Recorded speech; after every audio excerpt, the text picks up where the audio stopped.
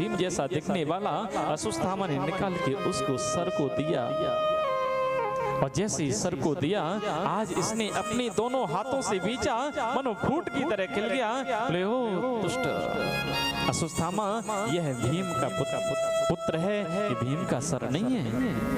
भीम के सर को मैं जानता हूं, वो आसानी से कुचलने वाला नहीं है। आज इसको खुशी तो ये थी कि मेरे शत्रु पांचों के पांचों पांडव मर कर समाप्त हो गए, अश्वत्थामा ने समाप्त कर दिया। खुश हुआ, लेकिन पुनः फिर देखा, बोले ये तो मेरे कुल के दीपक थे, कम से कम इनके द्वारा मुझे एक जल की अंजलि तो मिल जाती।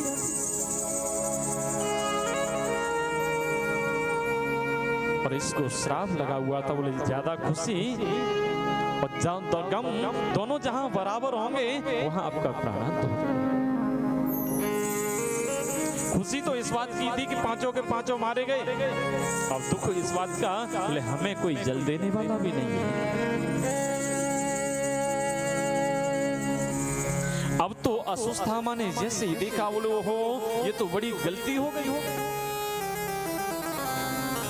अब वहां से निकल लिया और फटकार लगाई अश्वत्थामा को, बोल जाओ मेरी नजरों से आगे दूर हो जाओ, भाग जाओ यहाँ से। अश्वत्थामा आए तो उस लोक में थे, बोले आधा राज मिलेगा, लेकिन पता क्या था, बोले फटकार मिलेगी।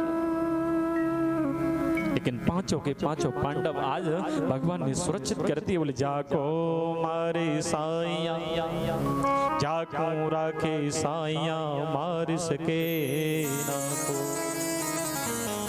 बाल नवा का कर सके जो जग बेरी हो।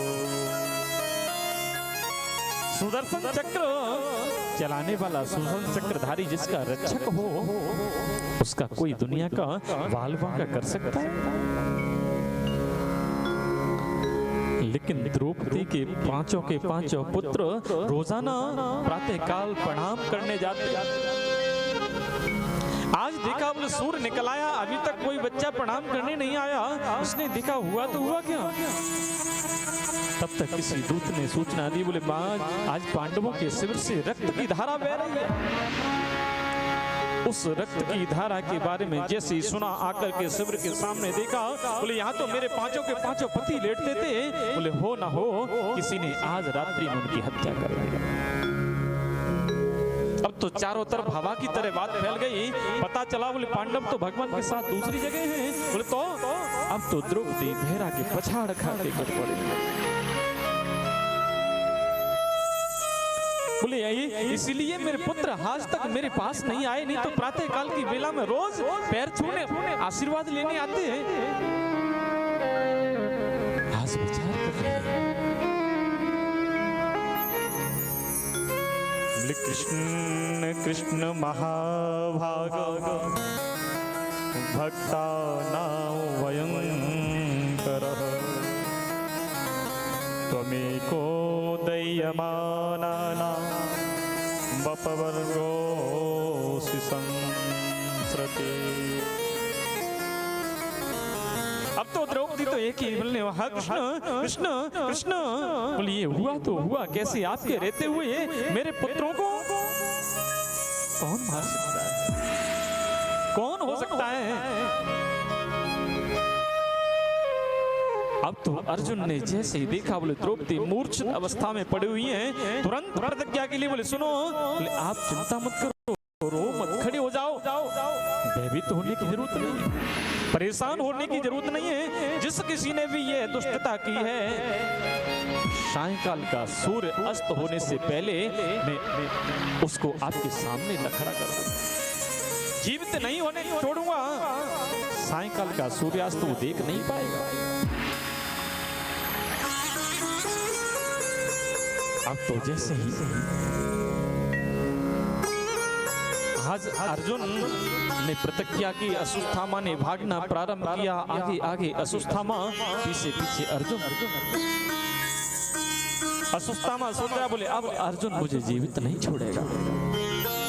अर्जुन ने जो भी प्रतिज्ञा की वो निभाई।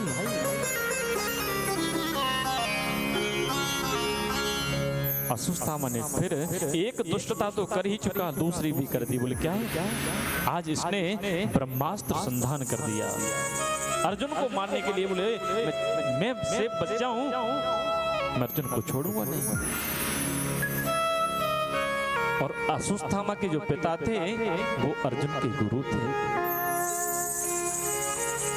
उन गुरुदेव ने अर्जुन को दोनों शिक्षा दी, ब्रह्मास्त्र चलाना भी और ब्रह्मास्त्र लौटाना भी। इस अश्वत्थामा को एक ही शिक्षा दी, बोले केवल चलाना। बोले क्यों? बोले वो उसके लायक नहीं था।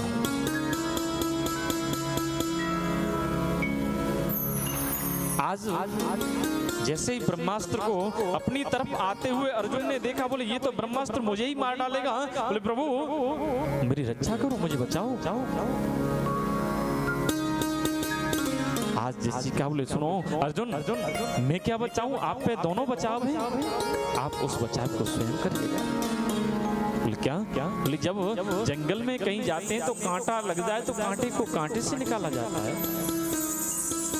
बोले विषस्य विष औषधि। अगर किसी को कैंसर हो जाता है तो उसको कीमोथेरेपी होती है।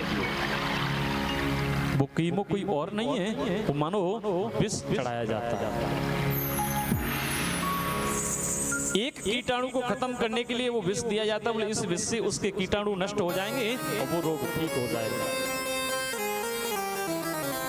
कभी कभी क्या होता है, उसकी मात्रा ज्यादा हो जाती है तो बोले क्या? बोले कैंसर तो था, बोले चलेगा। और बहुत से लोग ऐसे हैं, बोले कैंसर लास्ट स्टेज पे था लेकिन इलाज करते करते वो कैंसर खत्म हो गया। क्यों? उसे औषधि बराबर मिली और उस शरीर ने उस औषधि को ग्रहण किया, माने सूट की। तो आज भगवान वही अर्जुन को बता रहे हैं, बोले अर्जुन घबराने की जरूरत नहीं है, आप ब्रह्मास्त्र को संधान करो और दोनों को उतारो। अर्जुन ने वही किया। अर्जुन ने एक भी कार्य अपने मन के मुताबिक नहीं किया, भगवान ने जो कराया वह अर्जुन ने किया। और भगवान कहते भी वही हैं, बोले आप वही करो जो मैं करवाना चाहता हूं। लेकिन हम करते वो हैं जो स्वयं मन को भाता है। भगवान जो चाहते हैं, भगवान जो कराना चाहते हैं उसे तो हम करते हैं।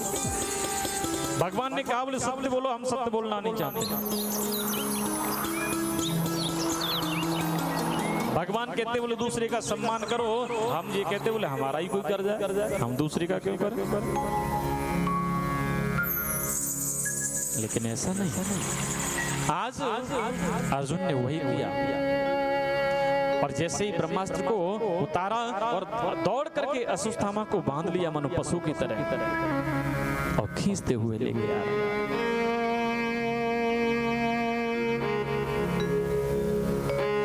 और खींचते लाके और लाकर के द्रौपदी के सामने पटक दे। बोलो देवी आपके पुत्रों को मारने वाला आपके सामने जो कष्ट जो दंड इसको देना चाहती हो वो तो। द्रौपदी ने अश्वत्थामा को पशुओं की तरह रस्सी से बंधा हुआ देखा। अश्वत्थामा थर-थर कांप रहा है। मानो द्रौपदी के हृदय में तो दया आ गई और कह दिया बोले सुनो, बोले इसको छोड़ दो। इतनी दया अगर किसी के हृदय में है तो वो केवल माताओं के हृदय में है। आज मातृत्व भाव जागृत हो गया। बोलिए इसकी माँ कृपी अकेली है। बोलो मेरे तो कम से कम 5 पति तो हैं और ये अपनी माँ का इकलौता सहारा है। बोले और कोई उनका सहारा नहीं है, पति भी मारे गए महाभारत के। मुंचता मुंचता ब्राह्मणो नितरा गुरु मुंचता बोले छोड़ दो। बोले क्यों? बोले एक तो ये ब्राह्मण है, दूसरा आपके गुरु का पुत्र है और कहते बोलो आत्मा वही जायते पुत्र हो। बोले पिता की आत्मा ही पुत्र में परिणत होकर आती है। छोड़ दो। अर्जुन कह रहे बोले देवी कैसी बात करती हो, मैं कैसे छोड़ दूं इसको? इसने हमारे 5 पुत्रों को मारा है, मैं इसे छोड़ नहीं सकता। आज तो अर्जुन खड़े खड़े सोच रहे, बोले देखो तो सही, तुम्हें हो क्या गया है? अभी तुम कह रही थी बोले हमारे पुत्रों को मारने वाला कैसा भी हो मेरे सामने लाओ, मैं छोड़ूंगी नहीं, मार दूंगी। और आज आप ही कह रही हो, आपके पुत्रों का हत्यारा आपके सामने खड़ा है।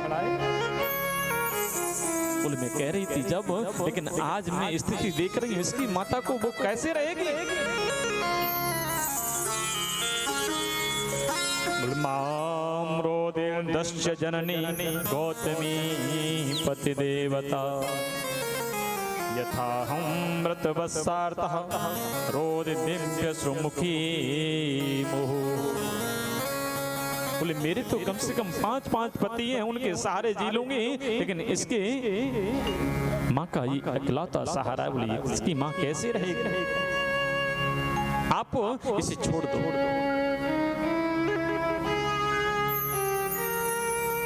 अब अर्जुन कह रहे हैं, बोले भाई भैया, ये दुष्ट को पूछा, बोले क्या करें इसका? दुष्ट कह रहे, बोले भैया जो धर्म के अनुकूल हो वही कार्य करो। नकुल सहदेव को पूछा, बोले क्या करना है? बोले मार दो। भीम को पूछा, भीम कह रहे, बोले सुनो भैया, या तो आप मार दो अन्यथा मैं मार दूंगा, इसने हमारे 5 पुत्रों को मारा है, छोड़ना नहीं। जैसे क्या? बोले हाँ। बोले कैसे भी इसको मारो मत।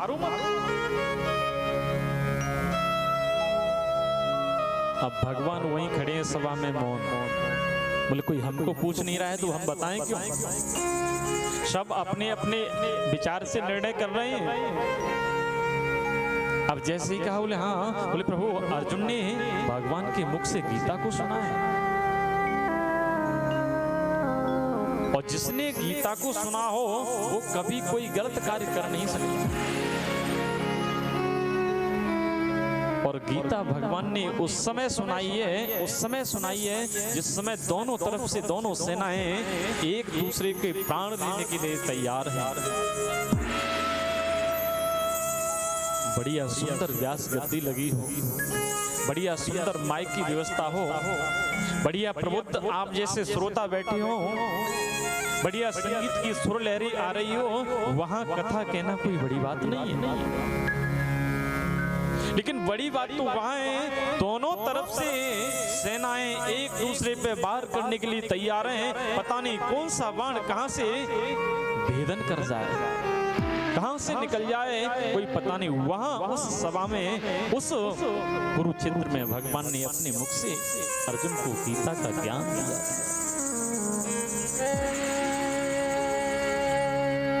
ऐसा कोई प्रश्न नहीं है जो आपके जीवन का गीता में उसका समाधान नहीं है। एक बार अध्ययन करो तो सही, पढ़ो तो सही। लेकिन हमें समय नहीं है, पढ़ नहीं सकते।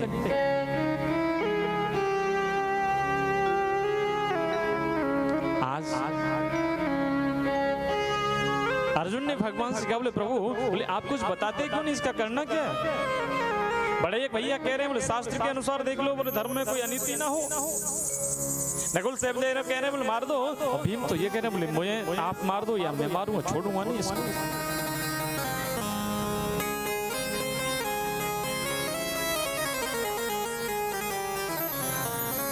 लेकिन आज कहते हैं, बोले सुनो, बोले ये ब्राह्मण है इसलिए इसको मारो मारो।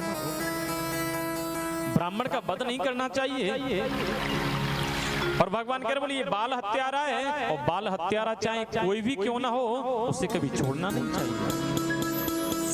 अब भगवान कहे अर्जुन, बोले इसको मारो भी और मारो भी मत, छोड़ो भी और छोड़ो भी मत। इतना जैसे ही भीम ने सुना, भीम को हंसी आ गई। बोले प्रभु, बोले आप जैसे 2-4 और न्यायाधीश बन गए तो महाराज, बोले न्याय कैसे होगा?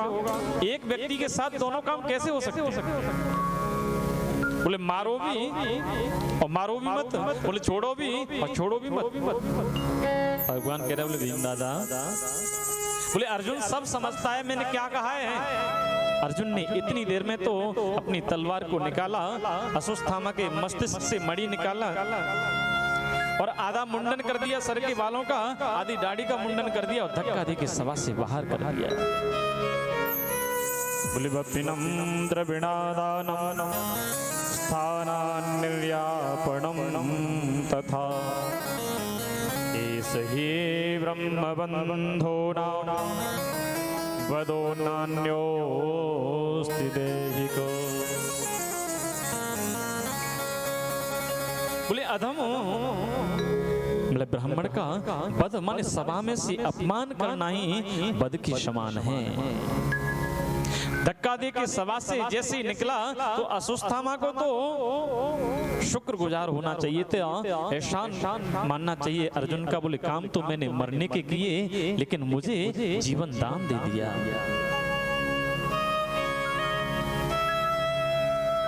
और तुलसी बाबा ने रामचरितमानस में लिखा है, यद्यपि दुख दारुण दगनाना शब्दे कठिन जात अपमाना। अगर किसी को ज्यादा दंड देना है तो उसे अपने समाज से बहिष्कृत कर दो। वो सब कुछ सहन कर सकता है, उसको नहीं सहन कर सकता। समाज से किसी का बहिष्कृत करना ये बहुत बड़ा दंड है।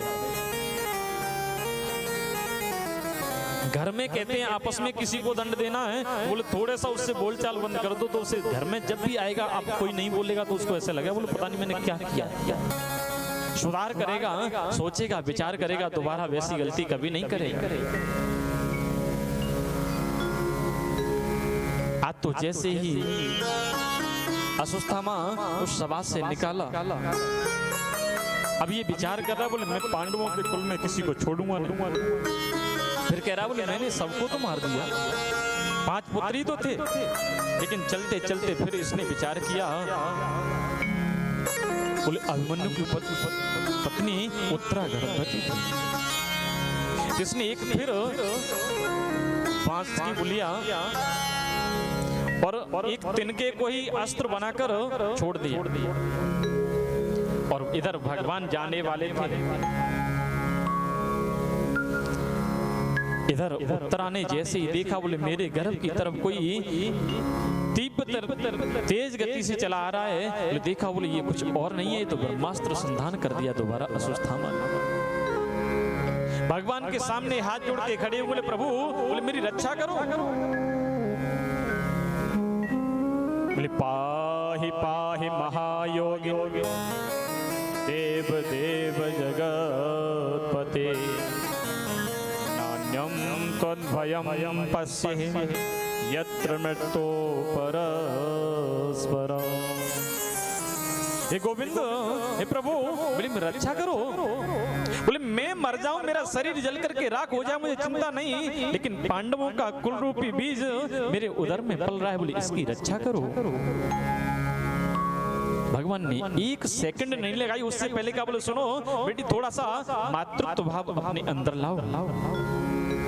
और भगवान ने एक स्वरूप से वार गणे, एक स्वरूप से अंदर इतनी तेज गति से प्रवेश किया और अपने गदा को इतना तेज घुमाया मानो सुदर्शन चक्र बना दिया।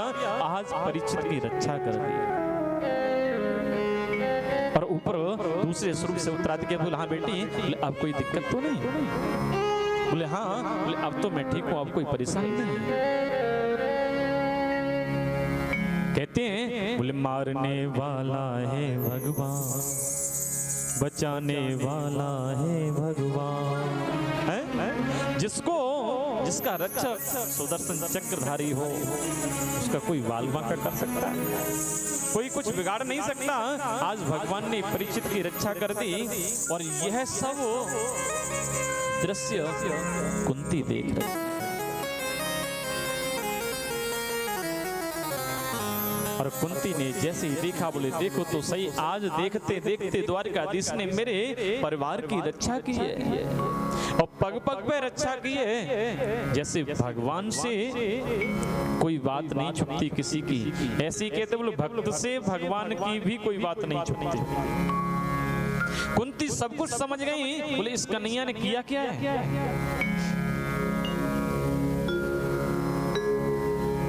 आज कुंती ने तुरंत कहा,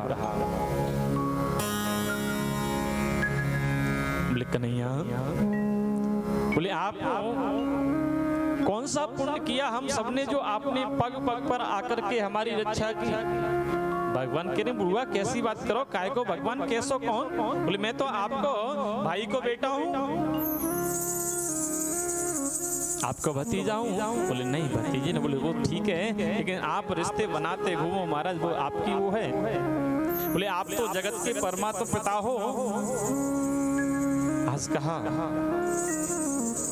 बोले कृष्णाय वासुदेवाय देवकी नंदनाय च नंद गोप कुमाराय गोविंदाय नमो नमः। प्रभु आप तो पूरे संसार को चलाने वाले हैं। नक्षत्र भूषणम चंद्र नारीणाम भूषणम पति सर्वस्य भूषणम जगत्पति। बोले नक्षत्रों का भूषण चंद्रमा है और नारियों का भूषण उनका पति है। और ऐसे ही महाराज पूरे इस जगत के भूषण माने जगतपति परमात्मा आप ही तो हो। आज भगवान कह रहे हैं बुआ ऐसी बात ना करो। बोले मैं तो अपने लिए कुछ करता ही नहीं, बोले मैं तो भक्तों का दास हूं। भगवान कहते बोले हम भक्त पराधीन हूं, बोले मैं भक्तों के अधीन हूं। मैं अपनी तरफ से अपने लिए कभी कुछ नहीं करता, भक्त जो जैसा करा लेते हैं वो वैसा मैं करता रहता हूं।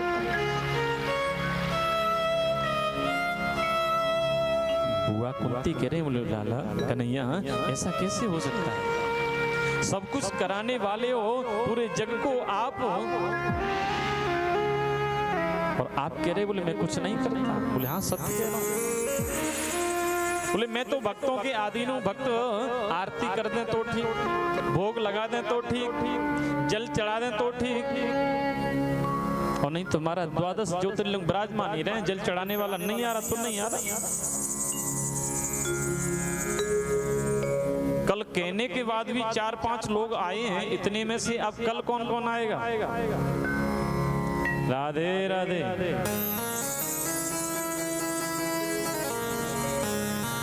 आप आओगे? देखिए यहाँ तो दर्शन करने फूल बेलपत्री इधर चढ़ाए हैं और जल हमारे एकेश्वर भगवान, एकेश्वर, एक ही ईश्वर जगत के वो है एकेश्वर हैं? एक है ईश्वर यस्य सह एकेश्वर। सभी भगवानों का एक में संग्रह संभ्रमित होकर यहाँ भूत भावन भोलेनाथ आपके पास विराजमान है। यानो मानो स्वामी जी ने कह दिया बोले किसी ज्योतिर्लिंग पर जाने की जरूरत नहीं। 12 ज्योतिर्लिंग आपके एकेश्वर भगवान के प्रांगण में विराजमान हैं, उनका दर्शन करो, आपको यही फल प्राप्त हो जाएगा। हर हर महादेव। और भोलेनाथ का तो महत्व, एक बिलपत्र चढ़ाने से वह दे देते हैं जिसकी कभी आपने कल्पना नहीं की होगी।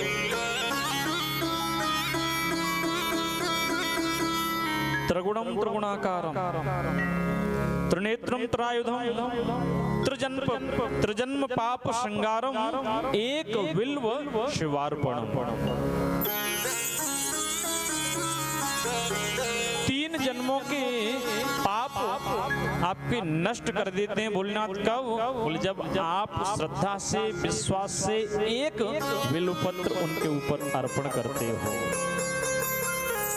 कोट कन्या करोड़ों कन्याओं के दान के समान केवल एक बिल्वपत्र भगवान भोलेनाथ पे अर्पण करो, वो आपको उतना फल प्राप्त करा देते हैं। जीवन में एक कन्या का विवाह करना बड़ा कठिन होता है। उन माता पिताओं को पूछो जिनको लोग दहेज की डिमांड कर देते हैं। और भगवान भूत भावन भोलेनाथ कितने बड़े दयालु, कितने बड़े कृपालु हैं। एक बेलपत्र आप श्रद्धा से उनके पास अर्पण करो, वो करोड़ों कन्याओं के विवाह के उपरांत जो फल प्राप्त होता है वो एक बेलपत्र में आपको प्रदान कर देते हैं। उसके उपरांत में अगर हम अपने घर से एक बेलपत्र लेकर मंदिर तक ना पहुंचे तो उसमें भोलेनाथ की कमी नहीं, एकेश्वर भगवान की कमी नहीं, उसमें कमी हमारी है। हम घर से निकल नहीं पा रहे हैं और घर से निकल के आप मंदिर आना रोज का नियम बना लो। सत्य कह रहे हैं, बोले जो भी आपको कष्ट, जो भी आपके दुख, वो सब भूत भावन भोलेनाथ धारण कर लेंगे। एक बार जाओ तो सही। आज वही कुंती कह रही है, बोले मैं कैसे मान लूं। आज कुंती को समझाया और कुंती ने तो ऐसी स्तुति की है। आज भगवान ने सबसे कहा, बोले तुम अब महाभारत की विजय प्राप्त कर लिया, तुम राजा बन गए, अब तुम कुछ न कुछ मांग लो। और भगवान कह रहे, बोले सुनो बुआ कुंती, आप कहती हूँ मैं भगवान हूं, तो बोले मैं भगवान हूँ। भगवान का काम है वरदान देना, तो मैं वरदान देने आया हूँ, आप मुझसे कुछ न कुछ मांगो। ये दुष्ट से कहा, बोले आप बड़े हैं, आप मुझसे कुछ मांगे। उन्होंने कहा, बोले मैं तो धर्म की पथ पे चलता हूँ, उसी पथ पे चलता रहूं और कुछ नहीं चाहिए, कोई अधर्म ना हो। नकुल सहदेव से कहा, बोले आप कुछ मांगो।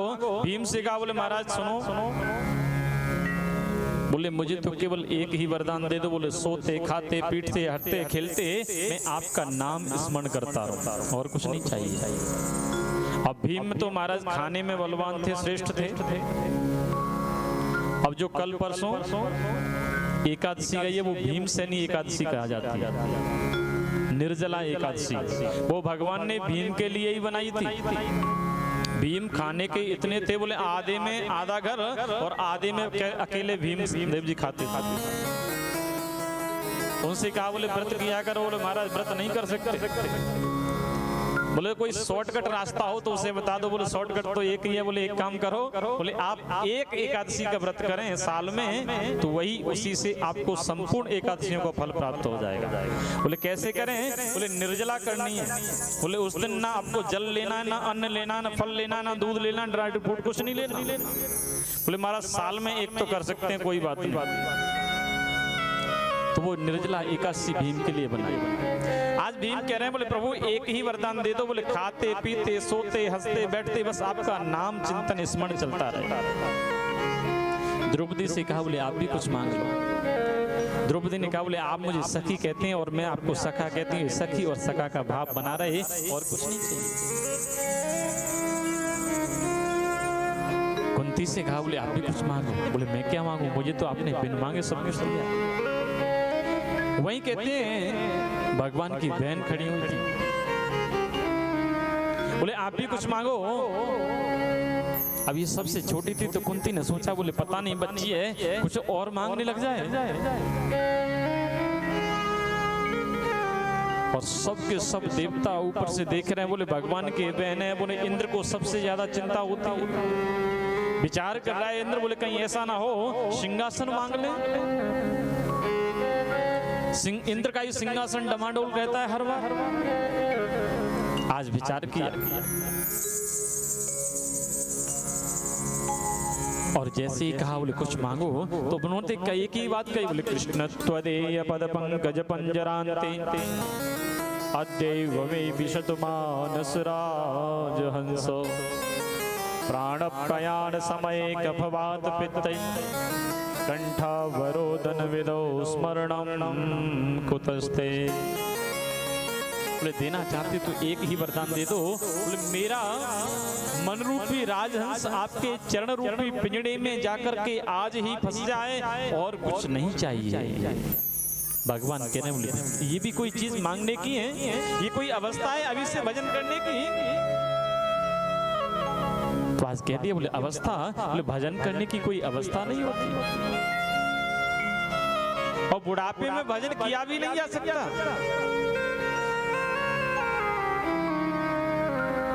भजन करने का तो प्रारंभ से ही करो, प्रारंभ से ही जो आदत लग जाएगी वो आप जीवन भर करते रहोगे। बुढ़ापे में फिर हाथ पैर काम नहीं करते। बुढ़ापे में लोग कहते बोले राम राम कहो, तो राम की जगह पे आराम निकलता है। क्या निकलता है? लोग कहते बोले राम राम कहो, राम राम, तो अब आराम निकलता है, बोले आराम है? बुढ़ापे में शरीर काम नहीं करता।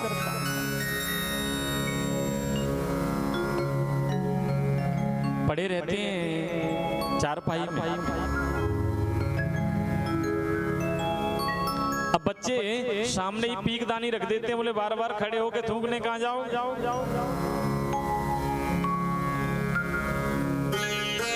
नाक से बहेगा नाला, आंखों में जनेगा ताला, शक्ति ना रहेगी आपके शरीर में, चलने की शक्ति नहीं रहेगी।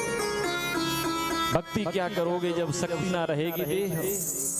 पड़े पड़े थूकते रहोगे पीकदानी। इतनी भी शक्ति नहीं है, सामर्थ्य नहीं है कि खड़े होके थूकाएं और पीकदानी में थूकने लगे, तो क्या भजन होगा?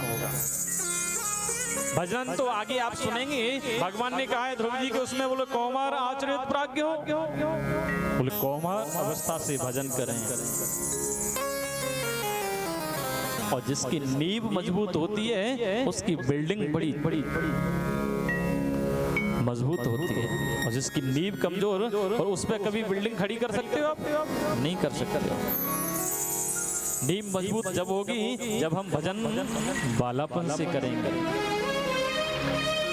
भजन करो भरी जवानी में, बुढ़ापा किसने देखा है।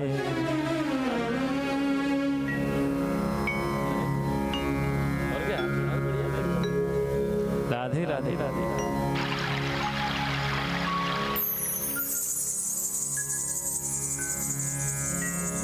बोल वृंदावन बिहारी लाल की, जुगल जोड़ी सरकार की।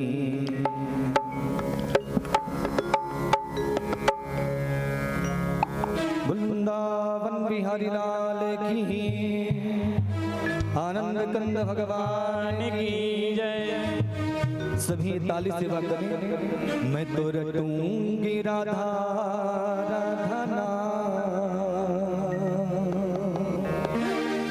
मैं तो रटूंगी राधा राधा ब्रज की गलियों में। मैं तो रटूंगी राधा राधा ब्रज की गलियों में। मैं तो रटूंगी राधा राधा ब्रज की गलियों में। खोई रहूंगी आठों आठों याम ब्रज की गलियों में। खोई रहूंगी आठों ब्रज की गलियों में। देखिए ऐसे संकीर्तन में आनंद नहीं आता, जैसे व्यास जी ने कहा ताली भी बजनी चाहिए और गाना भी चाहिए। अब यहाँ से एक बार हम बोलेंगे, दूसरी बार आप सभी बोलेंगे, ताली सेवा भी करेंगे। क्या कहेंगे? मैं तो रटूंगी राधा राधा ब्रज की गलियन में। सभी बोले ब्रज की गलियन। मैं तो रटूंगी राधा राधा ब्रज की गलियन में।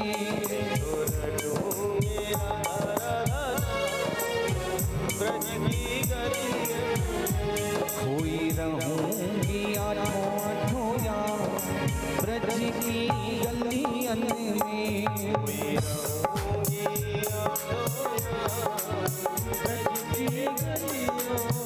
जय हो, ताली प्यार से।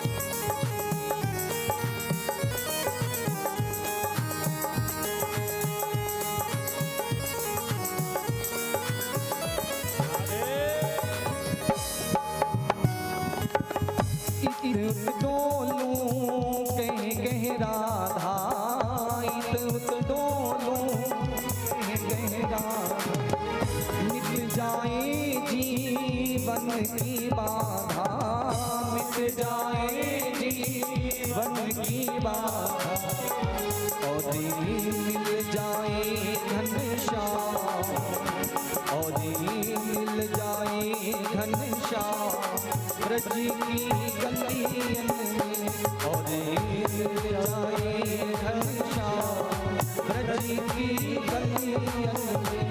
मैं तो रचूंगा राधा राधा नाम ब्रज की गलियन में, मैं तो रचूंगा राधा राधा ब्रज की गलियन में।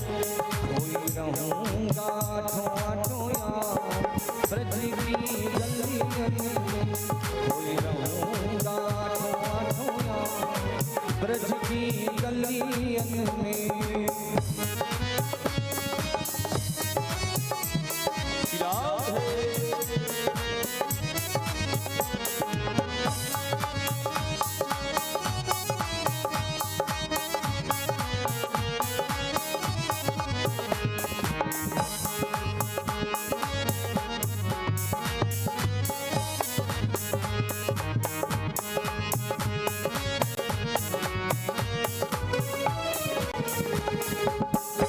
क्या कहें?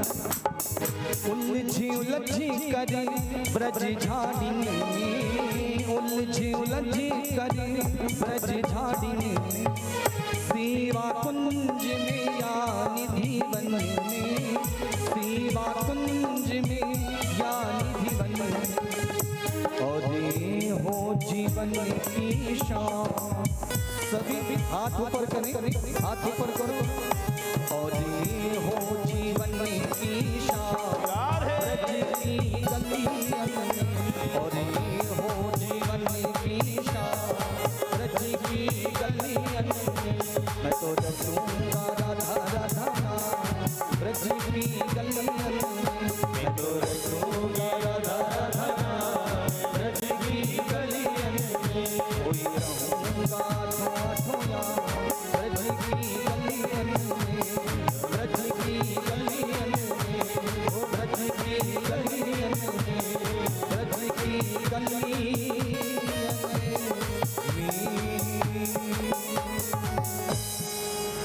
वृंदावन बिहारी लाल की जय जय श्री राधे। मैं तो रटूंगी राधा राधा नाम ब्रज की गलियनों में। मैं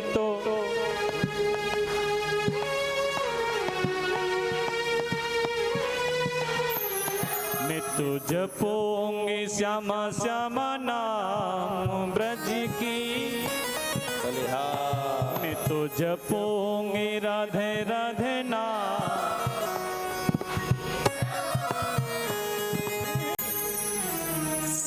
भगवान ने सबको कुछ न कुछ दिया, और हम सबको भी भगवान ने कुछ न कुछ दिया है, लेकिन मंदिर में याचना करने मांगने हम सब लोग जाते हैं। कुंती जैसा वरदान न किसी ने मांगा है और न शायद कोई मांग सकता है। भगवान ने सबको कुछ न कुछ दे के बाद में कहा, बोले बुआ, बोले आप भी कुछ मांग लो। कुंती स्तुति जो है बड़ी विचित्र है, बड़ी दिव्य है, और ऐसा वरदान। बोले सुनो कन्हैया, बोले आप जब से आए हो तब से आपने कुछ न कुछ दिया ही तो है, हमसे लिया क्या है? बोले क्या? आज कुंती ने एक ही चीज कही। बोले कन्हैया, बोले मुझे तो देना चाहते हो तो एक विपत्ति समाप्त हो, दूसरी विपत्ति आ जाए, एक दुख जाना पाए तब तक दूसरा दुख आ जाए। बोले दुख पे दुख आना जाए। भगवान कह रहे, बोले बुआ तुमको सुख मिला कब? तुमने तो जीवन में दुख ही दुख ग्रहण किया है। बोले तो? बोले मैंने जीवन में तुम्हें दुख के अलावा सुख कभी देखा ही नहीं। आपका जन्म कहीं हुआ और पालन कहीं हुआ, और थोड़ी सी बड़ी हुई, विवाह योग्य हुई, तो विवाह भी आपका ऐसे व्यक्ति के साथ हुआ जो शुरू से ही पीलिया का रोगी था, पांडु महाराज के साथ। और रोगी के साथ चलो ठीक है, लेकिन आपको उनको श्राप लगाता, बोले काम की भावना से आपके साथ जैसे ही संसर्ग करेंगे उनके सर के 1000 टुकड़े हो जाएंगे।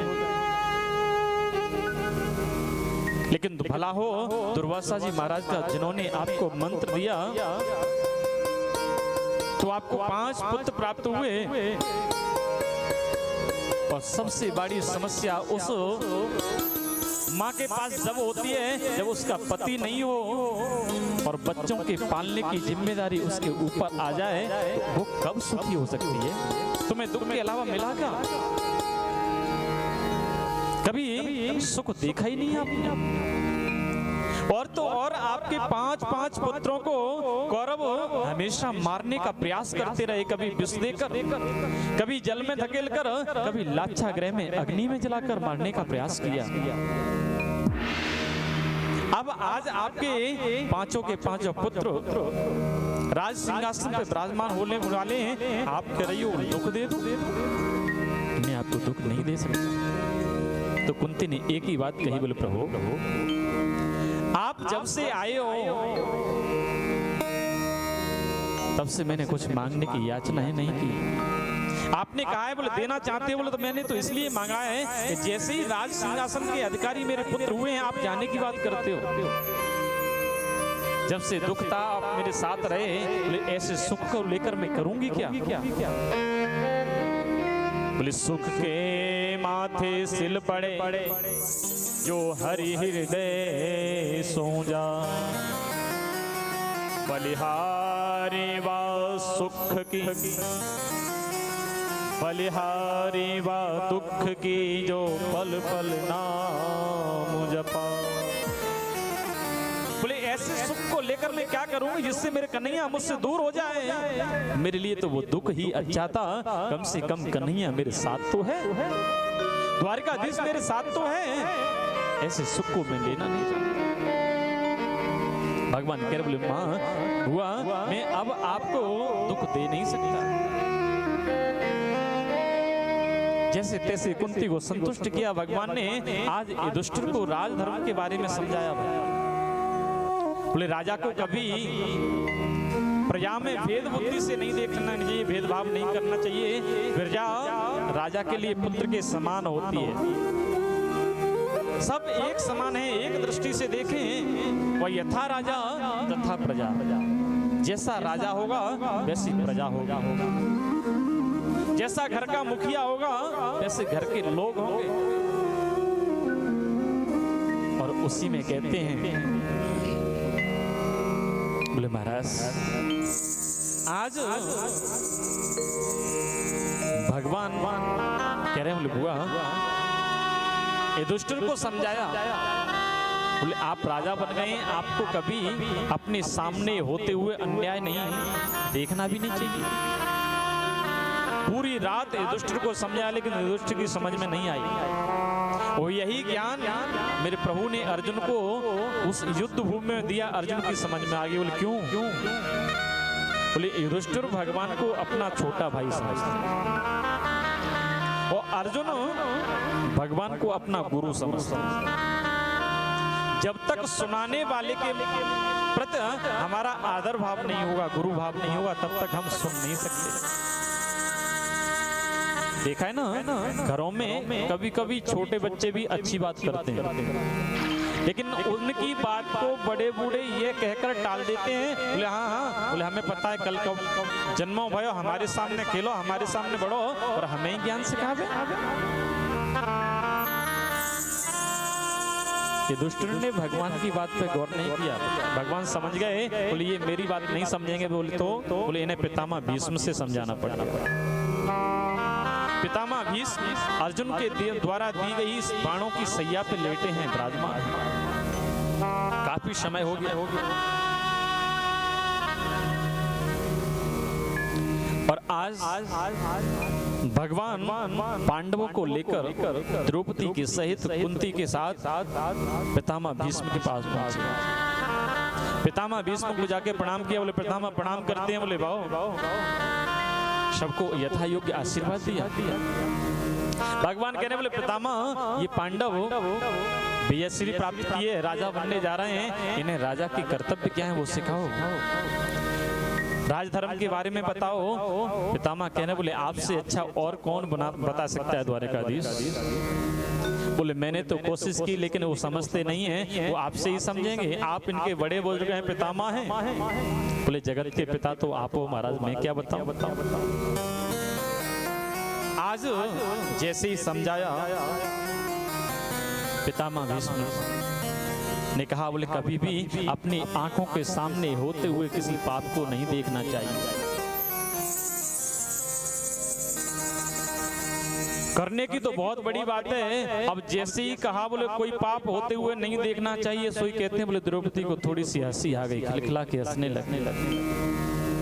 और शास्त्र कहता है बोले जो कुलवती नारियां होती हैं वो अकारण कभी हंसा नहीं करती। पितामह भीष्म ने तुरंत कहा, बोले देवी आप हंसी तो हंसी क्यों।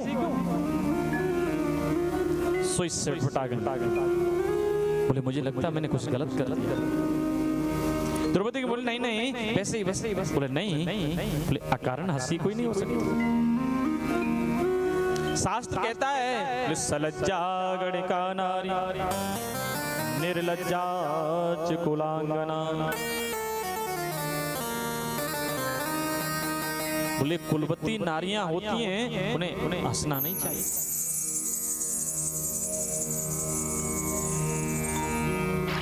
और जो कुल की वधुएं लाज तज देंगी तो वो नष्ट हो जाती है।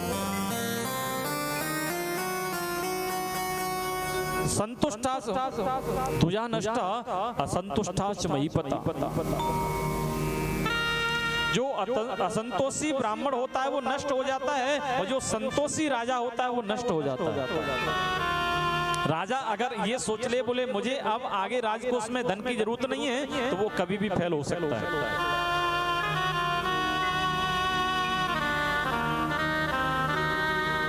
और जो गणिका संस्कृत में कहते हैं वैश्या को, वैश्या अगर लज्जा करने लगी तो वो बर्बाद हो जाएगी।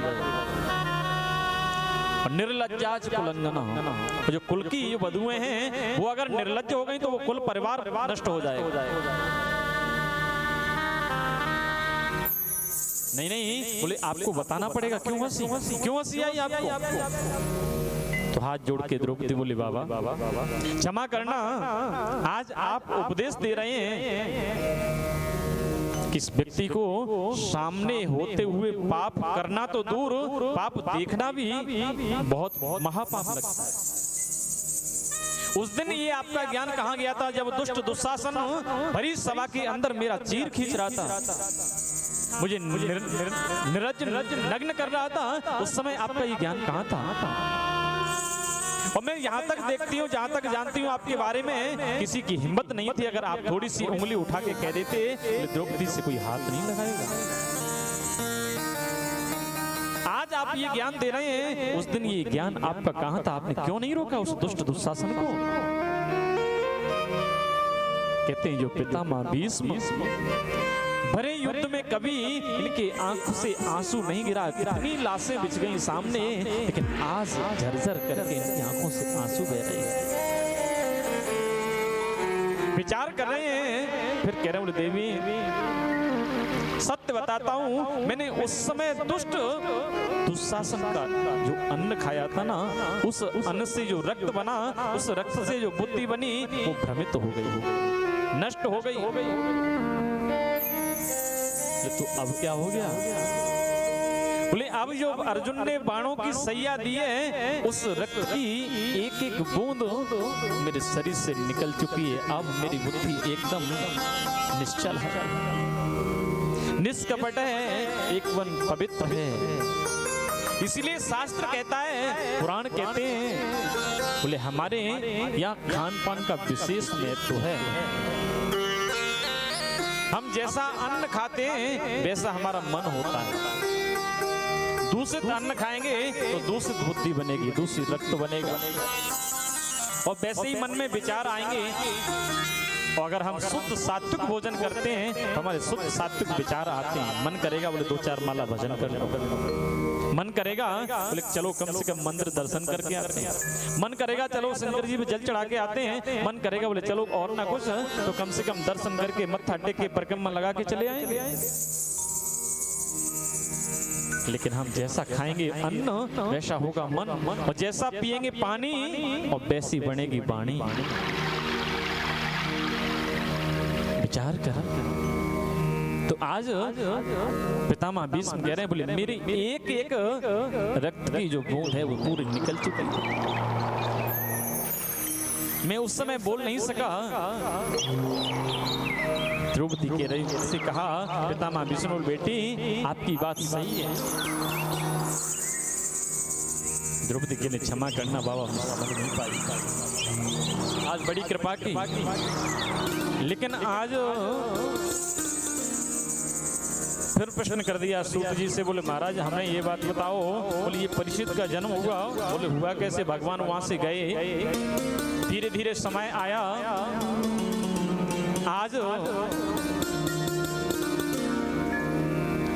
उत्तरायाम हतो गर्भा ईसे ना जीवित पुनः। बोले उत्तरा के गर्भ की भगवान ने रक्षा की, उसी गर्भ से परीक्षित का जन्म हुआ। और परीक्षित का जन्म हुआ तो भगवान को भी पता चला, जन्म लेते ही ये बालक बैठ गया। और बैठने के बाद विचार कर रहा है, देख रहा है, बोले जिसने मेरी गर्भ में रक्षा की इस भरी भीड़ में वो दिखाई नहीं देता। अगर है तो है कहाँ? बोले मानो ये परीक्षा ले रहे हैं सबकी, तो नाम पड़ गया परीक्षित। ब्राह्मणों को बुलाया, स्वस्ति वाचन आदि कराया, नामकरण कराया और ब्राह्मणों से कुंडली बनवाई। कुंडली में पूछा, बोले महाराज इसके दिन दशा कैसे हैं? बोले सब कुछ ठीक है। और ये हमारे जो ज्योतिषी होते हैं ना, इनका विशेष मेन काम है, अच्छी अच्छी बात आपको पहले बताएंगे। बोले बढ़िया विद्वान होगा, बढ़िया राजा होगा, बढ़िया वीर होगा, सूरवीर होगा, ख्याति चारों तरफ फैलेगी। लेकिन धीरे से अगर कोई परेशानी वाली बात होगी, बोले थोड़ा सा हल्का सा ऐसा काम करना, इसका अष्टम स्थान दूषित है, हो सकता है इसे कोई परेशानी भी आ सकती है। जैसे ही कहा, बोले क्या? बोले हाँ महाराज अष्टम स्थान इनका दूषित है, हो सकता है सर्प से इसका कोई अहित हो। तो आज सबके सब कह रहे, बोले ये तो हमने सोचा ही नहीं था। ब्राह्मणों ने कहा, बोले पार्थम प्रजापिता साक्षात् दिक्ष्वाको मानवः ब्राह्मण्य सत्य संदस्य रामो दाशरथिर् यथा। बोले आपका जो बालक है वो प्रजापालक होगा, मनुपुत्र इक्ष्वाकु की तरह सत्य प्रतिज्ञा, सत्यवान होगा, सत्य बोलने वाला होगा। और कहती है बोले दशरथ के पुत्र रामचंद्र जी की तरह सबका हितकारी होगा, धनुधारी अर्जुन के समान होगा, और कार्तिवीर के समान महाराज बढ़िया धनुधारी होगा, रंगदेव के समान उदार होगा, याति के समान धार्मिक होगा, सब कुछ बता दिया। जैसे ही कहा बोले अष्टम स्थान दूषित है, तो समझ गए बोले महाराज कोई न कोई ठीक नहीं है। आज धीरे धीरे महाराज युधिष्ठिर ने सोचा, बोले अब तो जीवन बहुत व्यतीत कर लिया। धीरे धीरे इन्होंने कहा, बोले अब अपने पुत्र को राजपाट सौंप कर चलना चाहिए।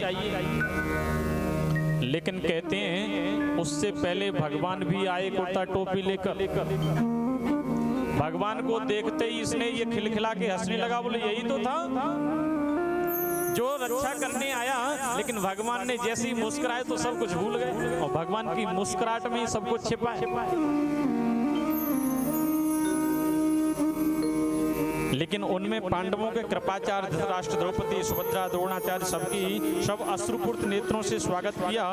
और युधिष्ठिर ने विदुर जी से कहा, बोले महाराज, बोले हमने सुना है, बोले अपिस्मरथ नो युष्मत् पच्छाया च समेधितान् विपद्गणा दुसारण्यो देशा मोचित साम्प्रकः।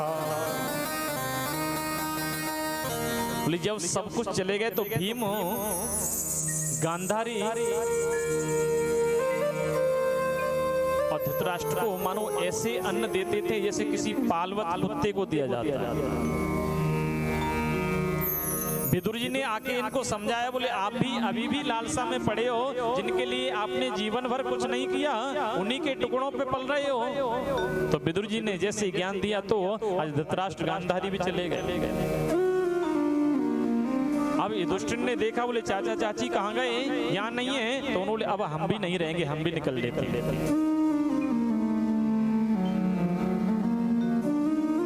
कहते हैं बोले भीमापवर्जितम पिंडम मादत्ते गृह पालवा।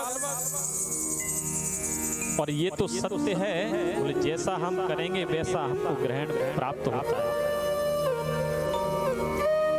अवश्यमेव भुक्तव्यम कृतम कर्म। लेकिन कहते हैं एक दिन घूमने जा रहे थे, तो जाते जाते इन्होंने देखा, बोले मेरे राज्य में और इतने धर्मात्मा राजा थे कि सबकी सेवा करते, सबका सद्भाव रखते, सबको देखते, बोले कोई परेशान ना हो। अब जैसे ही कहा,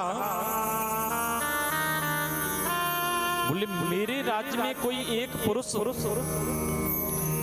बैल को और गाय को सता रहा है। उस बैल के 3 पैर पहले से नहीं है, चौथा जो है उसको भी काट रहा है। तो राजा ने घूमते हुए उस पुरुष से पूछा, बोले आप देखने में तो राजा जैसे लगते हो, लेकिन ये कार्य जो निंदनीय कार्य कर रहे हैं ये ठीक नहीं है। मानो बैल रूपी उस धर्म को पूछा, बोले महाराज ये आपको पैर तो किसने काटे? उन्होंने कहा, बोले मुझे कुछ पता नहीं। बोले ना भुगते छियते कर्म। बोले मैंने कोई ऐसा कर्म किया होगा, उसका दंड मुझे मिल रहा है, मेरा इसमें कोई वो नहीं। तो राजा समझ गए, बोले आप तो साक्षात धर्म हो महाराज। गाय को पूछा, बोले आप, बोले पृथ्वी रूपी गाय खड़ी है। बोले महाराज ये बड़ी कृपा है, आप अगर हमारी रक्षा कर सके तो करें।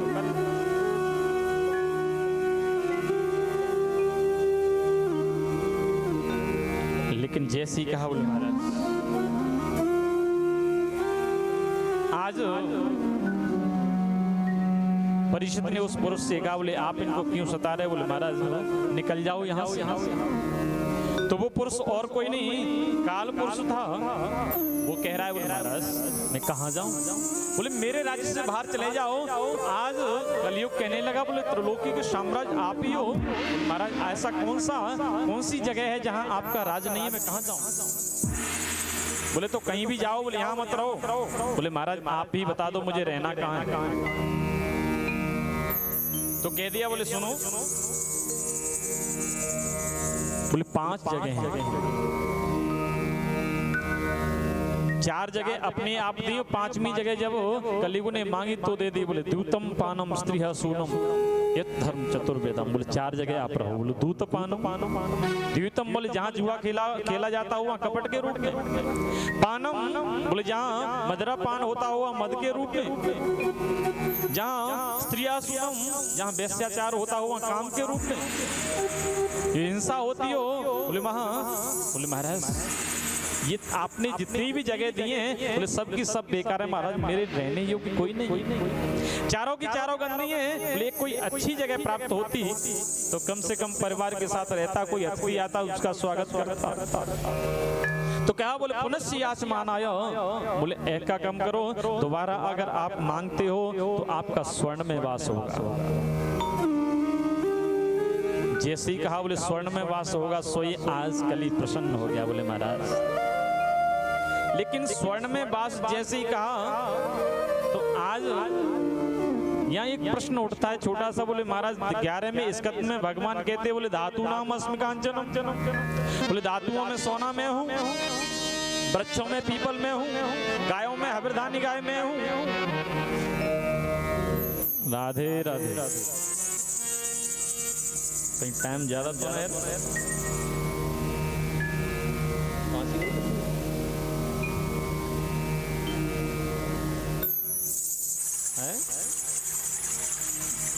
चलने देंगे विराम करें जी? बताओ पहले तो। जब कथा आगे चलती रहे, कौन कौन हाथ उठा रहे हैं? कौन कौन हाथ बढ़ाइए? 1 2 3 4 मतलब चलती रहे। ठीक है। लेकिन मेरे पास सूचना आई, बोले महाराज जी 5 बजे पूरी कर देना। कोई दिक्कत तो नहीं? कथा समझ में आ रही है कि ना है? किस किस के समझ में आ रही है? 1 2 3 4 सबके आ रही है? तो राधे राधे बोल के बताओ किस किस के मार रही है? सबके आ रही है। कहीं ऐसा तो ना है पल्ले झाड़ कथा चल रही हो? एक बार हुआ ऐसा कि यात्रा होके जब आती है तो कम से कम हजारों की भीड़ होती है कलश यात्रा में, शोभा यात्रा में। एक जगह संत जी कथा करने गए, वहां देखा उन्होंने बड़ी बड़ी माताएं, बहनें, भाई, बंधु हजारों की संख्या में बड़े गदगद हुए। बोले बड़े सत्संगी लोग प्राप्त हुए, बड़ा आनंद आएगा कथा सुनने में और सुनाने में। कलश यात्रा होके आई, कम से कम 10 किलोमीटर की कलश यात्रा घूम, बढ़िया हाथियों पे बिठाया गया, बग्गी बैंड करते हुए, धूमधाम से गाते हुए, बजाते हुए, नाचते हुए यात्रा से आई, कथा पांडाल में बैठे विराजमान हुए। बढ़िया सुंदर मंच सजाया गया। अब उन संत जी को आदत थी आंखें बंद करके कथा सुनाने की। नेत्र बंद किए, उन्होंने बोलना प्रारंभ किया, धीरे धीरे धीरे धीरे धीरे धीरे। जिसका नंबर आया खिसक गया। बोले महाराज तो कुछ देखते ही नहीं, सुनते ही नहीं है, अपनी धारा प्रवाह कथा में लगे हुए। अब महाराज जी ने बीच में जयकारा लगाया, बोले वृंदावन बिहारी लाल की जय। थोड़ी सी आंखें खोली, उन्होंने देखा, बोले कम से कम 1000 लोग थे। बोले अब तो आधे रह गए। फिर सुनाने लगे, बोले कम से कम आधों को तो अच्छी लगी, तो हमारी कथा में आनंद आ रहा है। जैसे ही दोबारा उन्होंने नेत्र खोल के देखा तो उस आधे में से भी कम से कम 100 बच्चे। महाराज कह रहे, बोले कम से कम 100 तो हैं, लेकिन फिर भी ठीक है। तीसरी बार जैसे ही जयकारा लगाया तो कम से कम एक सामने मैया बैठी रह गई। संत जी ने नेत्र खोले और कहा, बोले कम से कम एक श्रोता तो है। बोले एको ब्रह्म द्वितीयो नास्ति। बोले कम से कम सुनने वाला एक हो, एक को भी 1000 के समान समझो। जैसे हमारे वृंदावन में कहते, बोले एक श्रोता, एक ब्रजवासी 1000 श्रोता के समान है, क्योंकि वो स्वयं में पारंगत होता है, स्वयं में जानकार होता है, सबको सुना हुआ होता है। तो महाराज बड़े प्रसन्न हुए। मैया हजारों की तादाद में संख्या में भीड़ थी यहाँ पे, लेकिन उस भीड़ में से केवल एक आपको हमारी कथा अच्छी लगी, जो आप कम से कम आरती टाइम को तक बैठी हो यहाँ पे। वो मैया का बोली, हे महाराज मोको तेरी कथा बता अच्छी ना लगी। महाराज हाथ बैठा के बोले, हाथ जोड़ के बोले, मैया तो कहा अच्छो लगो। बोले मैं तो बात जगह में बैठी हूँ, जा तखत पे तुम बैठे हो, जा तखत पे मेरी दरी बिछी है, और बहुत दरिये में बिछा के जब से घर ले जाऊंगी तभी मेरा बुड्ढो सोएगो।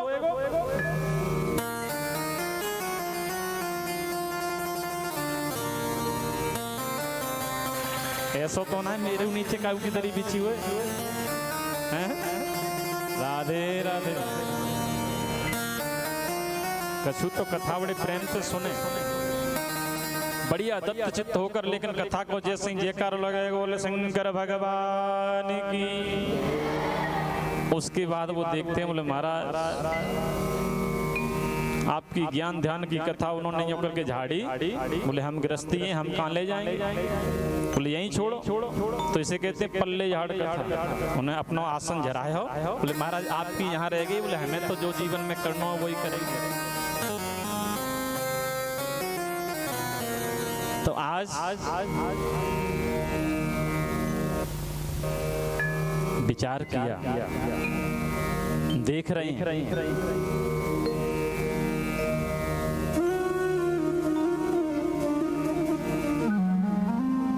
हम जीवन में कथा श्रवण करें, लेकिन मन लगाकर, और समय पे भैया मैं जब ही छोड़ूंगा जब समय पे आप आओगे।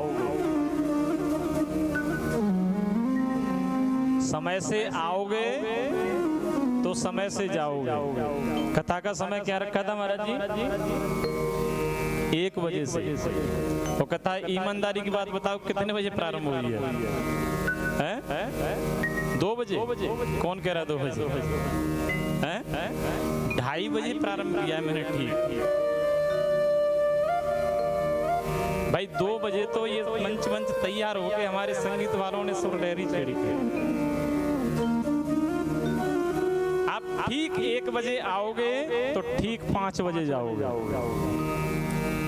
और आगे का लेट आपका है और पीछे का लेट हमारा। और कहीं आना अपने हाथ में होता है, जाना भाई किसी के यहाँ गए हो आप तो सामने वाला विदा जब करेगा तभी तो आओगे। लेकिन नहीं, मैं आपको ज्यादा परेशान नहीं करूंगा। जो समय निर्धारित है उसी समय पे आपको छोड़ दिया जाएगा, लेकिन आप भी समय का ध्यान रखो। क्या करना है? समय का ध्यान नहीं रखेंगे तो समय आपका ध्यान नहीं रखेगा। समय का ध्यान उसको पूछो जो अपने घर से स्टेशन पर निकला ट्रेन पकड़ने के लिए, अगर 1 मिनट 1 सेकंड लेट हो गया तो वो ट्रेन उसका इंतजार नहीं करती। समय से जो चूक गए तो छूट जाती रेल है। और समय पे अगर हमने किसी की रक्षा नहीं की, किसी की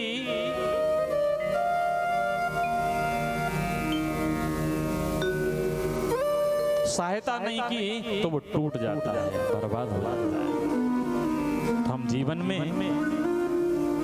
ध्यान रखें कि समय से कोई कार्य करते रहें। तो आज परीक्षित ने उस कलयुग को कहाँ वास दिया? बोले सोने में आपका वास है। और भगवान ने कहा बोले सोने में मेरा स्वरूप है, तो बोले एक म्यान में 2 तलवार नहीं रह सकती।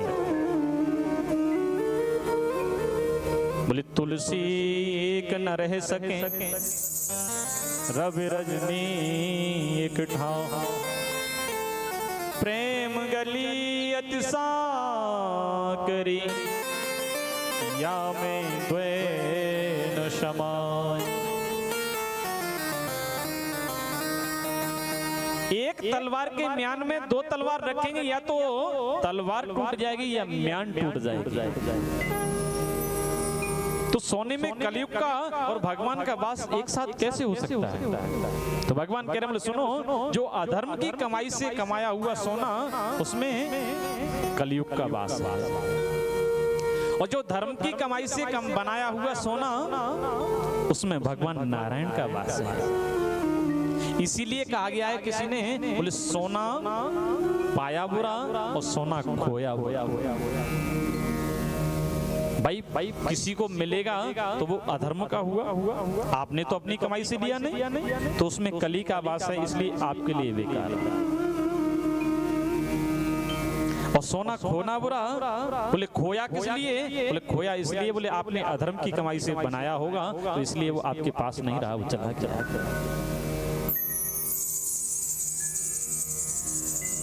तो आज से सोच लेना, बोले महाराज झूठ नहीं बोलना है, जेब नहीं काटनी है, कपड़ा धोते समय जो पैसे मिले बोले वापस रख देने, बोले ये आपके पैंट में थे। अब ऐसे कुच्चा को माल तो मोदी ने पहले ही निकलवा दिया। पहले 1000 के निकलवाए, अब की बार 2000 के निकलवा दिए। राधे राधे राधे। स्टॉक नहीं करने देंगे। और माताओं को बड़ा प्रेम होता है करारे करारे नोट रखने का। तो संग्रह मत करो भैया, जो है सो राधे राधे।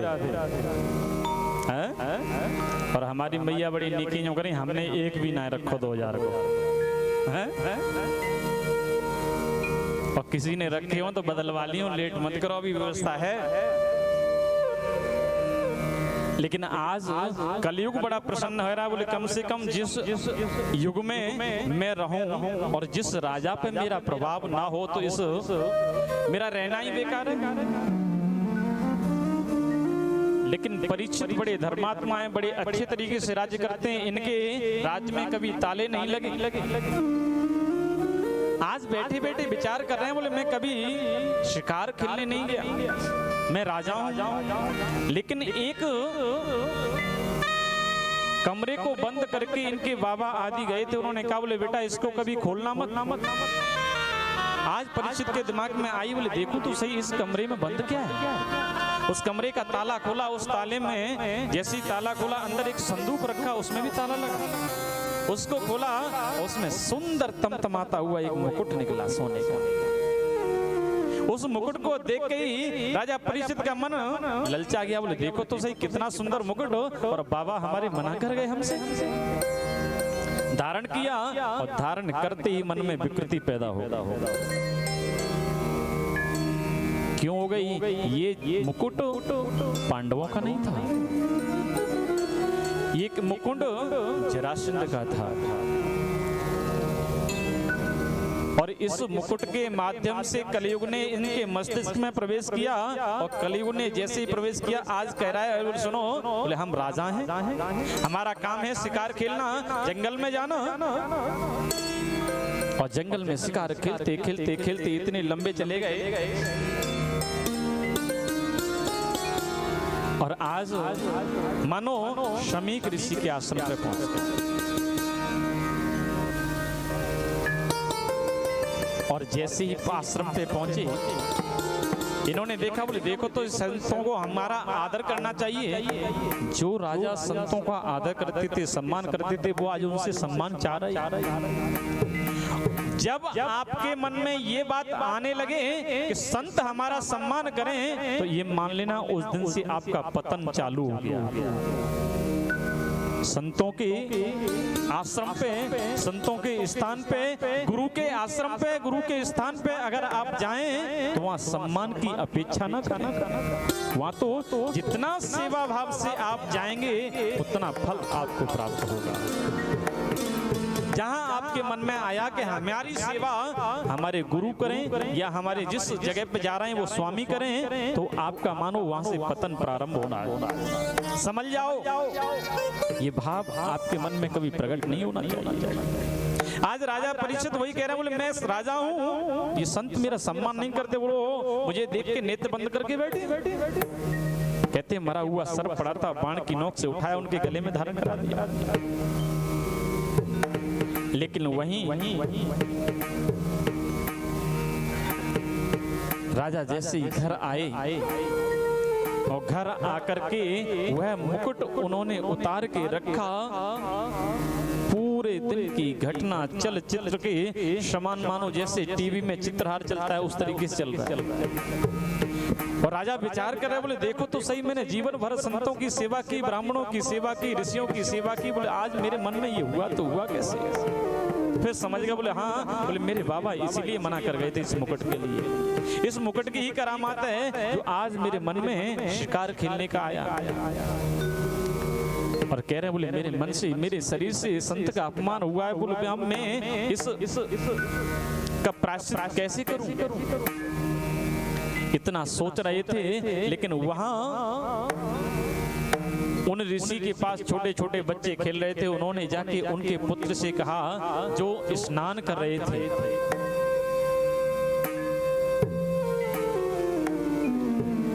जैसे ही स्नान करते करते शमीक ऋषि के पुत्र श्रृंगी ने सुना, बोले मेरे पिता के गले में किसी ने मरा हुआ सर्प डाला है। उसने तुरंत जल लिया और जल लेते ही कह दिया, बोले इत लंघित मर्यादम तच्छ के सप्तमे हमें। बोले जिस किसी ने भी अमर्यादित ये कार्य किया है, मैं उसको श्राप देता हूँ, आज से 7वें दिन इसी सर्प का पूर्वज तक्षक उसको दर्शेगा, उसका मरण हो जाएगा। जैसे बाघ वज्र वाणी रूपी वज्र चला दिया, छोड़ दिया, आज श्राप लगा राजा परीक्षित। लेकिन जैसे ही कहा बोल महाराज, रोते रोते समीक ऋषि, श्रृंगी ऋषि समीक ऋषि के पास आए। उन्होंने वैसी बालक का रुदन देखा, नेत्र बोले बेटा क्यों रोते हो? बोले रोता क्या हूँ? बोले महाराज आपके गले में पिताजी किसी ने मरा हुआ सर्प डाल दिया। बोले तुमने कुछ कहा तो नहीं? बोले कहा क्या मैंने? श्राप दे दिया है। बोले किसको श्राप दे दिया? जैसे नेत्र बंद करके देखा, बोले ओहो, बोले बेटा ये आपने गलत किया, अच्छा नहीं था। बोले क्यों? कौन थे? बोले ये तो राजा परीक्षित जो हम सबकी रक्षा करते हैं, हम सबका पालन पोषण करते हैं, आपने उनको श्राप दे दिया। बोले बताया उनको, सूचना पहुंचाई? बोले नहीं। तो आज अपने 2 शिष्यों को भेजा, बोले जाओ कम से कम राजा को बताओ तो सही, उन्हें 7 दिन में मरने का श्राप लगा। हाँ तो जैसे ही गए, अब राजा बैठे बैठे चिंतन कर रहे थे। बोले मैं इसका प्रायश्चित करूं तो करूं कैसे? जैसे ही सुना, बोले शमीक ऋषि के यहाँ से 2 बटुक आए, उन्होंने सुनाया। बोले आपने ये अच्छा नहीं किया, बोले आपको ऋषि पुत्र ने श्राप दे दिया है, आज में 7वें दिन आपको तक्षक डसेगा, उसी से आपकी। अब जैसे ही राजा ने सुना, बोले 7वें दिन? बोले ये ऋषि पुत्र ने अच्छा नहीं किया। जिस शरीर से संत का अपमान हुआ है वो शरीर 7 दिन तो क्या, मैं 7 सेकंड नहीं रखना चाहता। धन्य हो राजा को। ऐसे राजाओं से हमें शिक्षा लेनी चाहिए। और हम एक दूसरे का अपमान पे अपमान करते रहते हैं, लेकिन कभी प्रायश्चित की सोचा नहीं सोचा। विचार करें। आज राजा ने जैसे कहा, फिर राजा सोच रहे हैं, बोले जीवन में जो हुआ सो हुआ, लेकिन मैं अब कह सकता हूं गारंटी के साथ कि मैं 7 दिन से पहले मरने वाला नहीं हूं। कोई व्यक्ति ऐसा है जो कह सके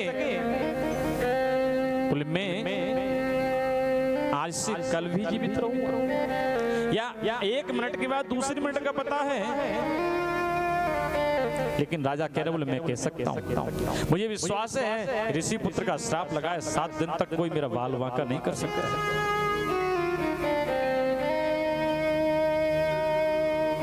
और जैसे ही ऋषि पुत्र ने श्राप दिया, आज राजा ने सब कुछ राजपाट अपने पुत्र जन्मेजय को दिया और निकल लिए। और सबसे कुछ न कुछ पूछ रहे हैं। बोले महाराज एक बात बताओ, जल्दी मरने वाला को क्या करना चाहिए? कोई कह रहा है बोले धार्मिक अनुष्ठान कराओ, कोई कह रहा है कुछ कराओ, कोई कह रहा है कुछ कराओ। लेकिन जैसे ही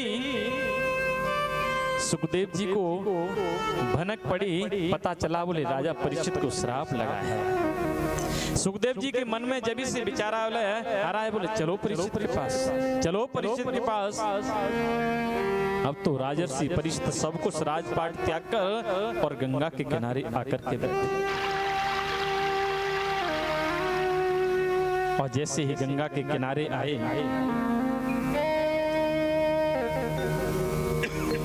बैठे हैं। अब सभी संतों को जैसे ही ज्ञात हुआ बोले राजा परीक्षित को श्राप लगा हुआ है, अब तो दौड़ दौड़ कर आ रहे हैं। बोले ये अच्छा नहीं किया ऋषि पुत्र ने। किसी अच्छे व्यक्ति को अगर कोई गलत केस में फंसा दे तो सब लोग निंदा करते हैं। बोले सुनो, बोले वो इस लायक नहीं था, उसकी ये गलती नहीं थी, आज राजा की सब लोग बड़ाई कर रहे हैं। बोले राजा ने कभी ऐसा नहीं किया, गलती से कोई कार्य हो गया तो उसे क्षमा कर देना चाहिए था ऋषि पुत्र को। लेकिन आज श्रृंगी ऋषि सोच रहे, बोले मैंने विचार नहीं किया, लेकिन करें क्या?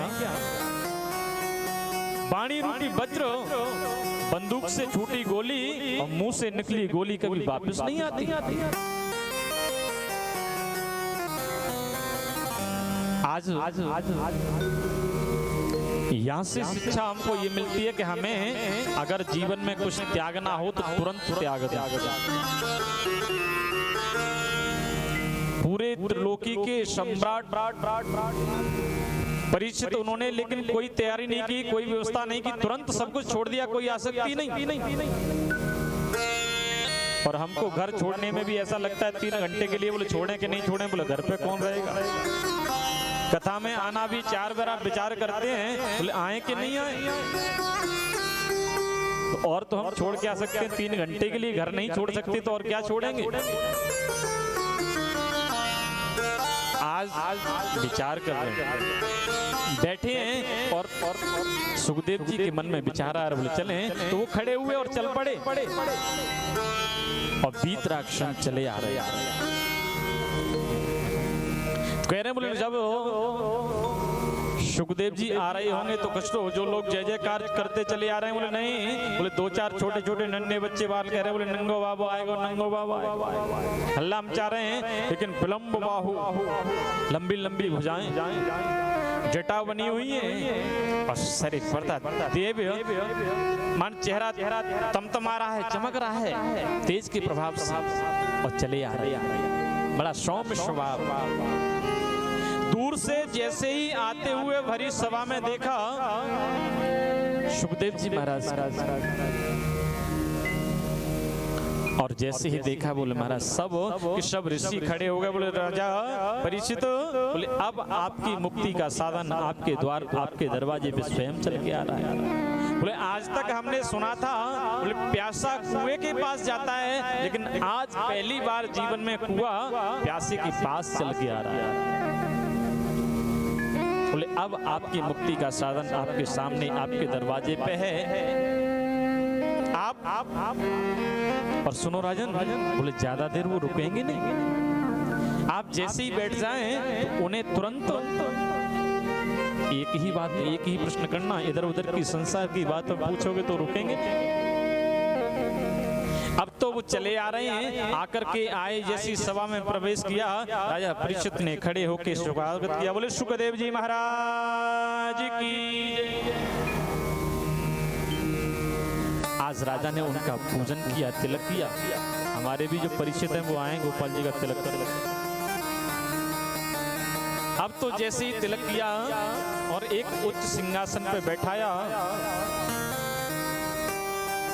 और जैसे ही बिठा के कहा, बोले महाराज मैं धन्य हो गया, आप पधारे, बड़ी कृपा की।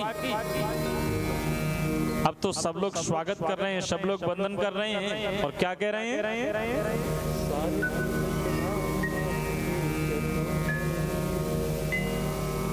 सारे तीर्थ धाम आपके चरणों में, हे सुखदेव प्रणाम आपके चरणों में। हो सारे तीर्थ धाम आपके चरणों में, सारे तीर्थ धाम आपके चरणों में, हे सुखदेव प्रणाम आपके चरणों में, हे सुखदेव प्रणाम आपके चरणों में। ओ सारे तीर्थ धाम आपके चरणों में, हे सुखदेव प्रणाम आपके चरणों में। जय हो। सारे तीर्थ धाम आपके चरणों में, हे सुखदेव प्रणाम आपके चरणों में।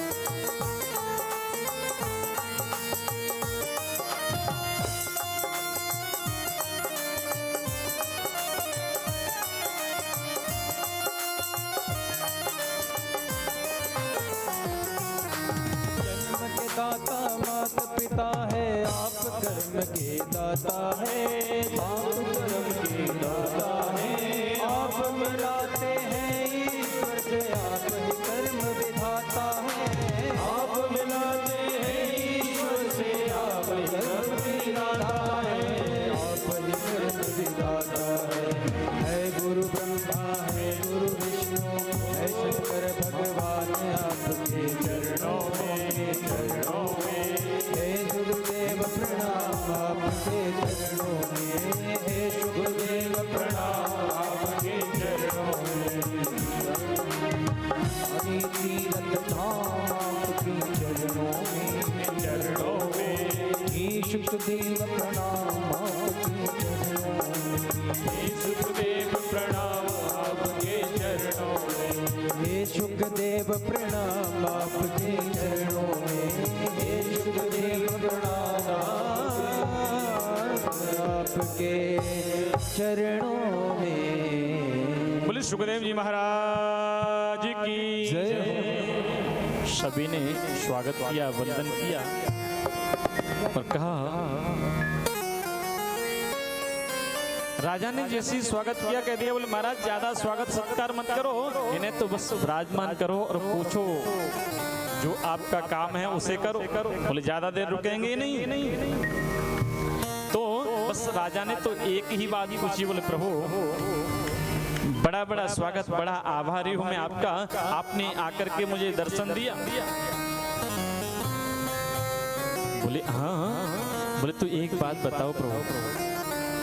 बोले अतः प्रक्षामि संसिद्धिं योगिनां परमं गुरु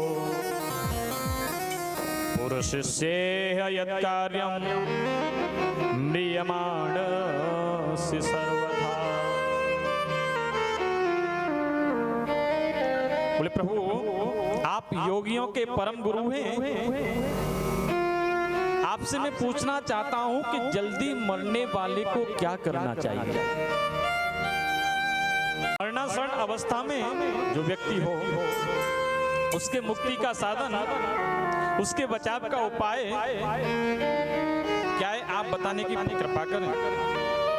आप तो सर्व सामर्थ्यवान हैं, आप कुछ भी कर सकते हैं, कुछ भी बता सकते हैं, और मैं आपको सुनना चाहता हूं। बोले कोटि भार सामर्थ्यवानं किम दूरं विवसायिनां को विदेश सविद्यानां कपर प्रियवादिनां। हे प्रभु कृपा करके सत्कर्म तथा त्याज कर्मों को बताने की कृपा करें, मुझे क्या करना चाहिए। अब किसी सभा में कोई बोलता है तो कम से कम पहले मंगलाचरण करके बोलता है, लेकिन यहाँ तो सुखदेव जी ने प्रारंभ कर दिया, बोलना प्रारंभ किया, मंगलाचरण भी नहीं किया। बोले क्या कहा। बोले जल्दी बात मरने वाली है, कोई साधारण बात होती तो हो सकता है पहले बढ़िया सजते संवरते, फिर मंगलाचरण करते, उसके बाद सभा को संबोधित करते, तब बोलना प्रारंभ करते।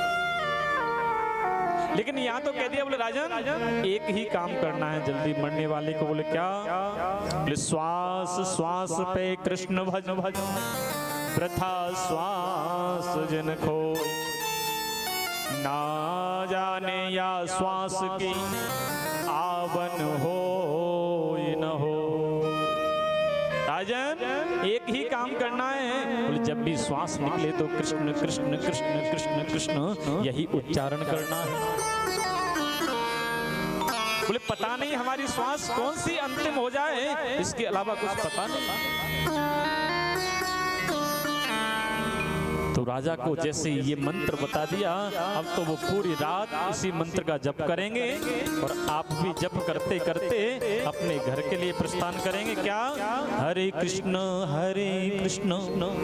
कृष्ण कृष्ण हरे हरे, हरे राम राम राम हरे।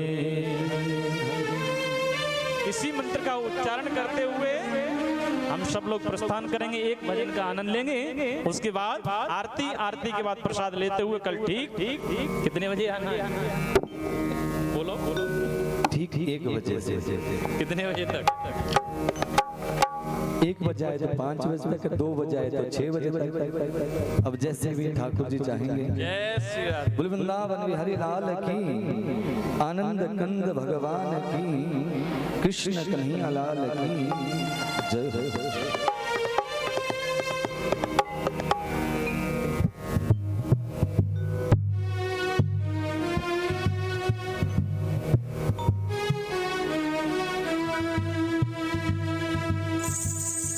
लगनी तुमसे लगा बैठी, जो होगा देखा जाएगा। सभी साथ में गाइएगा, एक बार यहाँ से कहेंगे, दूसरी बार आप सभी बोले। लगनी तुमसे लगा बैठी। किस किस की लगन लगी है। ताली सेवा करते हुए झूमते हुए। अच्छा महाराज जी एक बात है, हमारे ब्रज में अगर कोई कथा कार्यक्रम हो तो व्यक्ति झूमे बगैर रह ना सके, और यहाँ मैं देख रहा हूँ बस हिलने में भी दिक्कत है। क्या कई ने मने कर रखी है? अरे झूमते हुए मस्ती में क्या कह रहे हैं? लगनी तुमसे लगा बैठे जो होगा देखा जाएगा। तुमसे लगा बैठे जो होगा देखा जाएगा। लगनी तुमसे लगा बैठे जो होगा देखा जाएगा। ताली प्यार से लगावे जो होगा देखा जाएगा। लगनी तुमसे लगा बैठे जो होगा देखा जाएगा। लगनी तुमसे लगा बैठे जो होगा देखा जाएगा। जो होगा देखा जाएगा। जो होगा देखा जाएगा। और ताली प्यार से तुम्हें अपना बना बैठे। तुम्हें अपना बना बैठे जो होगा देखा जाए।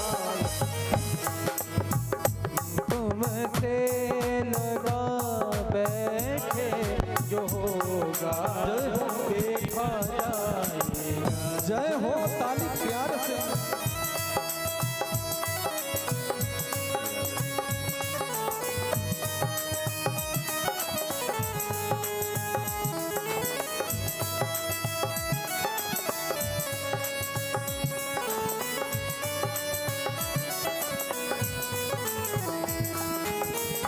जय जय ताली प्यार से जय हो।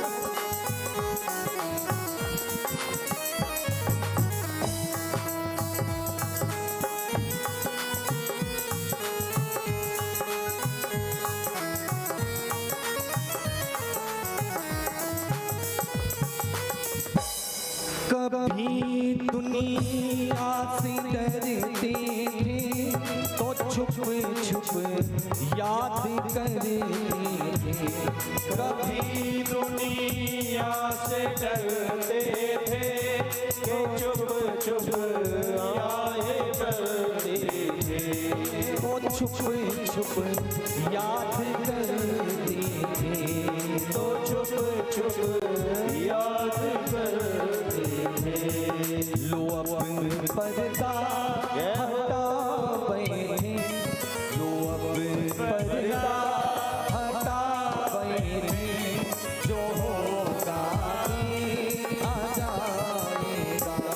लो अब पर्दा हटा बैठे जो होगा देखा जाएगा। लगन तुमसे लगा बैठे जो होगा देखा जाएगा। वृंदावन बिहारी लाल की ताली प्यार से।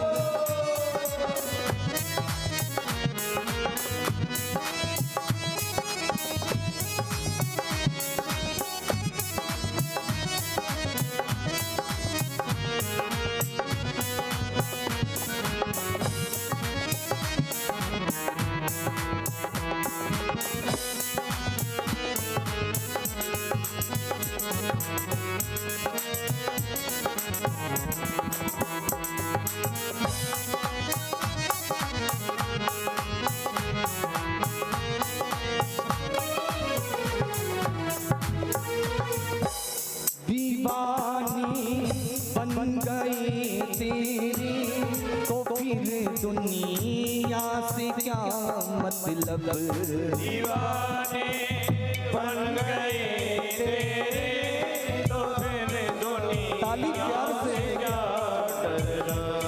दीवानी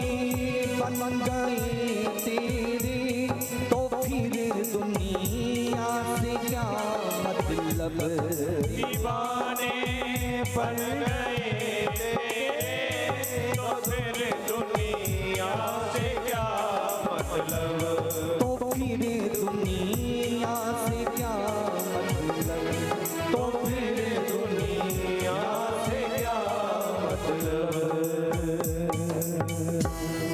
तेरी गलियों में आ गए ताली प्यार से जो खंडों में आवे तेरी गलियों में आ गए थे जो होगा देखा जाएगा। तेरी गलियों में आ गए थे जो होगा देखा जाएगा। लगन तुमसे लगा बैठे जो होगा देखा जाएगा। लगन तुमसे लगा बैठे जो होगा देखा जाएगा। वृंदावन बिहारी लाल की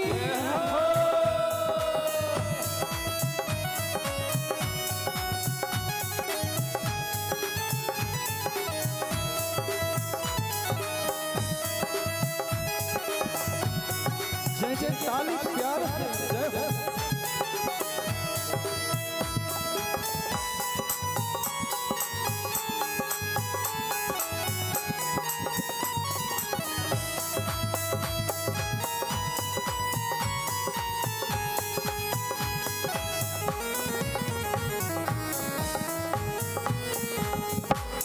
सलोनी सांवरी सूरत गली में हार फूलों का। सलोनी सांवरी सूरत गले में हार फूलों का।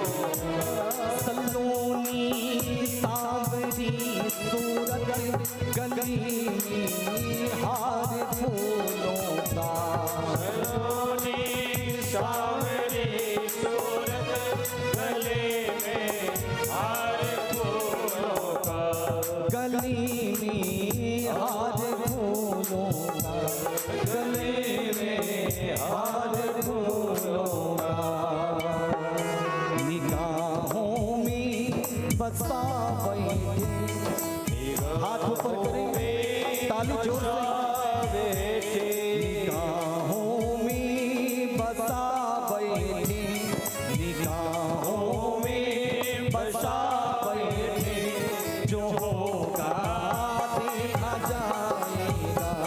निगाहों में बसा बैठे जो होगा देखा जाएगा। लगन तुमसे लगा बैठे जो होगा देखा जाएगा। जो होगा देखा जाएगा। जो होगा देखा जाएगा। जो होगा देखा जाएगा। एक बार प्रेम से कहेंगे, हाथ दोनों हाथ उठा के, क्या कहेंगे? लगन हर से लगा बैठे क्या कहना है? लगन हर से लगा बैठे जो होगा। देखा जाएगा। आवाज नहीं आ रही, केवल हाथ उठे। लगन हर से जो होगा, फिर तो होगा वही जो हरि चाहेगा। एक बार लगन लग जाए उसके बाद किसी चीज की जरूरत नहीं। राधे मन बिहारी लाल की जय। देखिए जैसे व्यास जी ने आपसे कहा तुमसे लगा बैठे, सभी मिलके बोलो लगन तुमसे लगा बैठे जो होगा देखा जाएगा। से लगा बैठे जो होगा देखा जाएगा।